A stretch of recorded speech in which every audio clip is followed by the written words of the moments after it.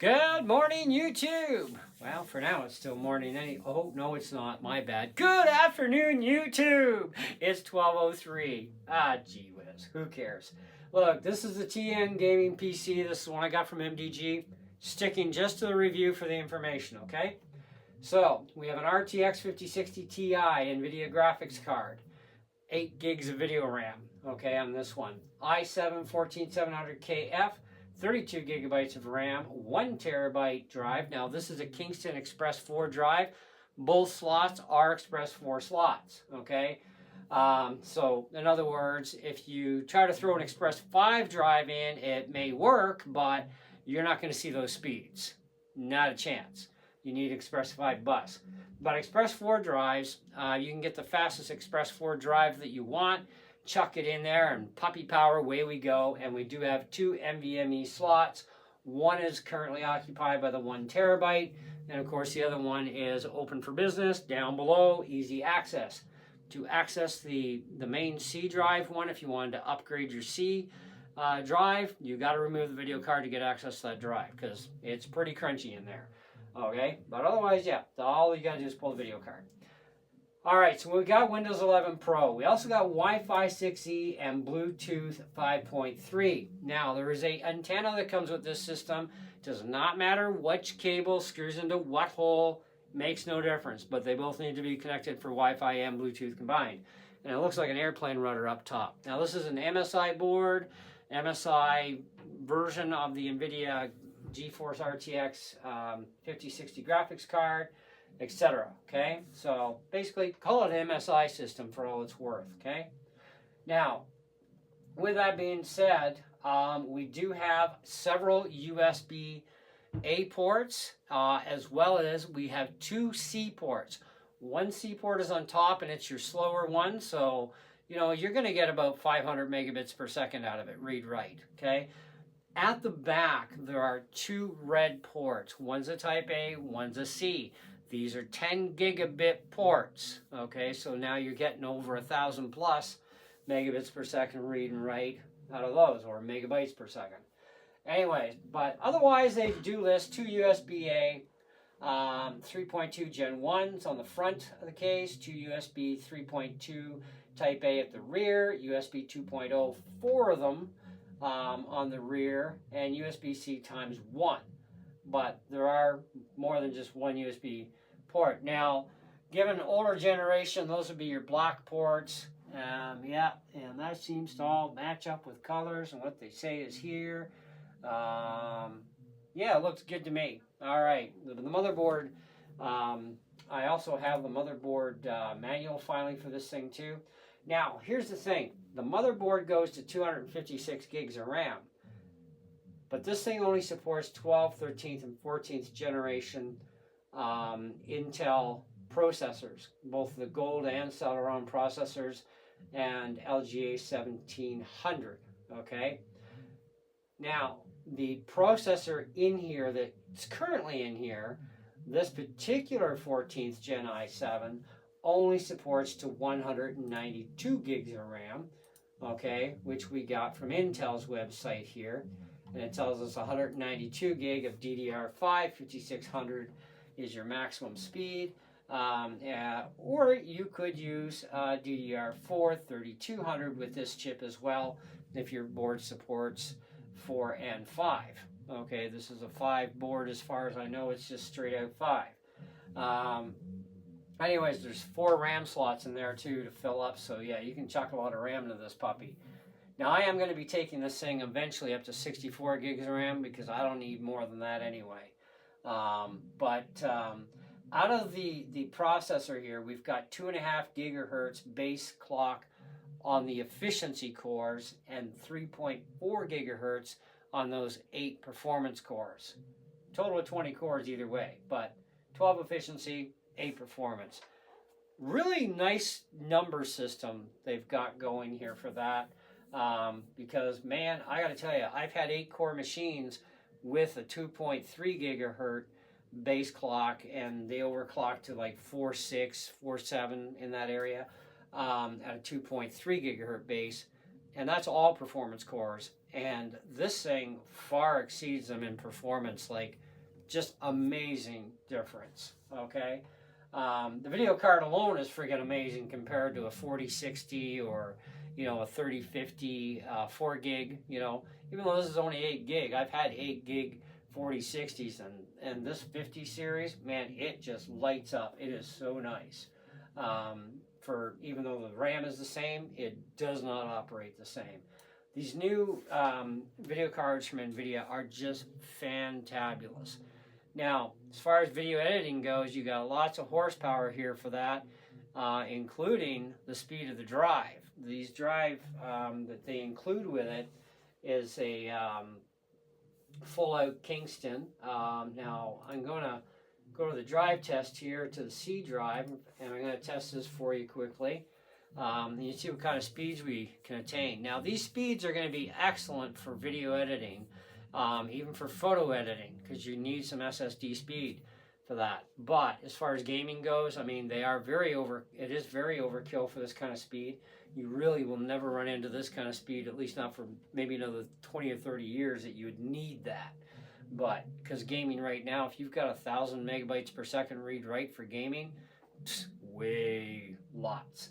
So we're at 62, 27, 68 for the read side and 5483 for the write. Pretty respectable, okay? Pretty respectable. Now, as far as the main drive goes, of course, this is a Kingston.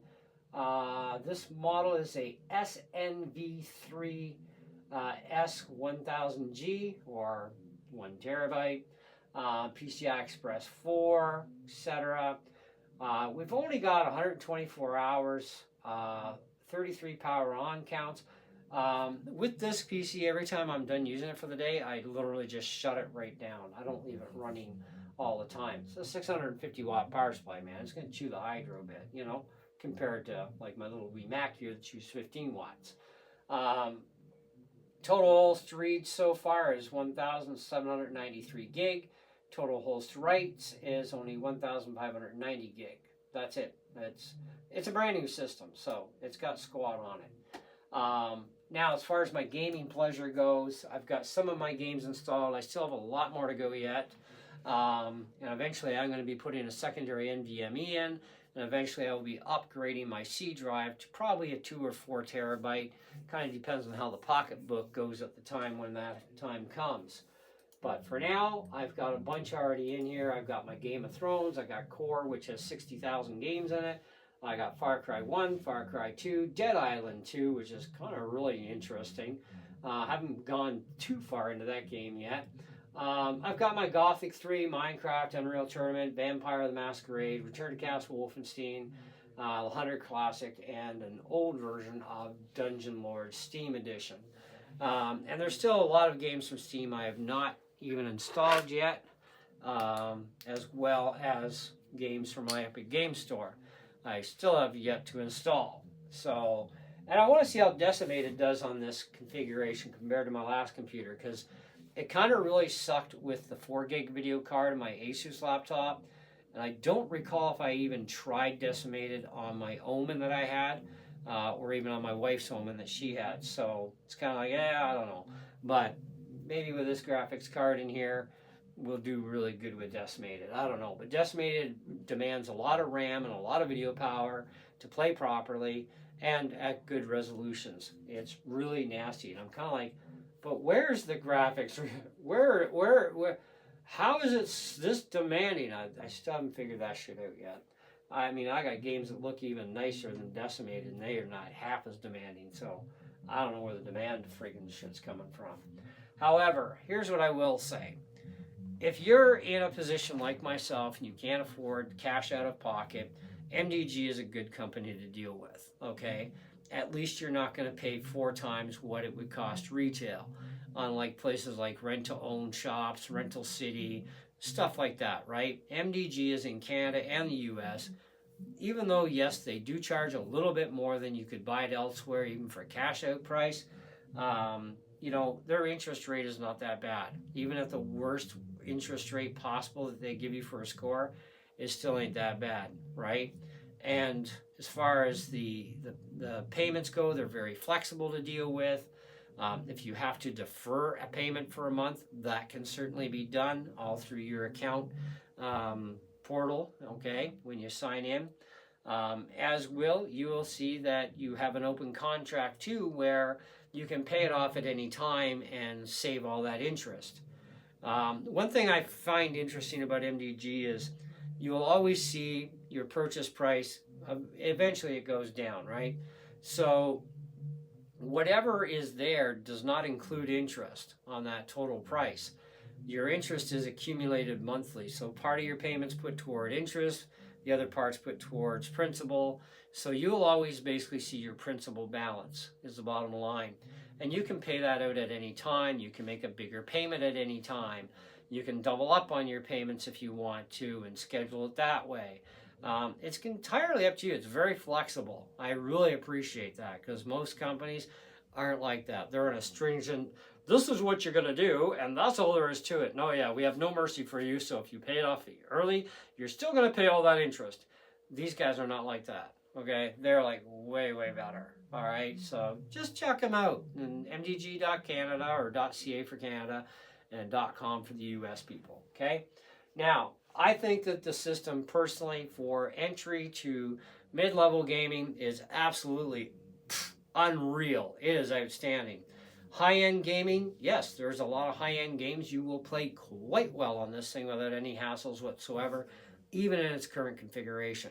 However, if you want to really get into some really good gaming, upgrade the RAM in this thing and definitely consider maybe a 16 gig video card down the road as an upgrade. You can do that. It's a generic system, slap and go.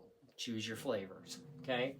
So just remember, you can only go to 192 gig of RAM with this processor. There will be other processors from Intel in the 14th gen that you could upgrade to as well on the board, and you would probably get access to the maximum of 250 gigs worth of RAM that this board can handle, okay? Now, if you need that kind of friggin' RAM, I don't know, but I know I'll never need more than 64 gig. Now, the other thing I want to mention is the Ethernet on this, okay? It's 2.5 gigabit Ethernet. You're not going to see even 1 gigabit if your incoming service that you are on is not at least that. And even at that, it's always an up to rating, okay? And different companies sell different kind of speed packages, etc. Now, we're on Starlink, so as they upgrade the speed of the network for our version of our dish, we get upgraded too.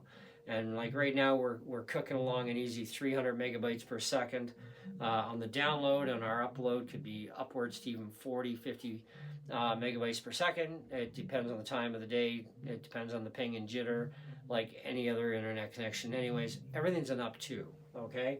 It's always an up to. So don't expect to get what the card is. Don't expect to get what your provider is giving you unless you got the hardware on your end to also do that. It's kind of like we have a gigabit router, okay? Now, yeah, I got a 2.5 gigabit port here, and it could suck in 2.5 gigabit if I had the service for it, but I have to have that service for it and be connected to it for that.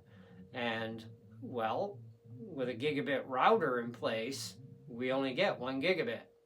So we would have to upgrade that router to a higher end router. We'd have to upgrade our incoming internet provider at a faster service, which could mean in the case of Starlink going to a different dish and a different package, which can cost more money, or you go Bell fiber optic, which they have many packages as well, etc. But that's how it works.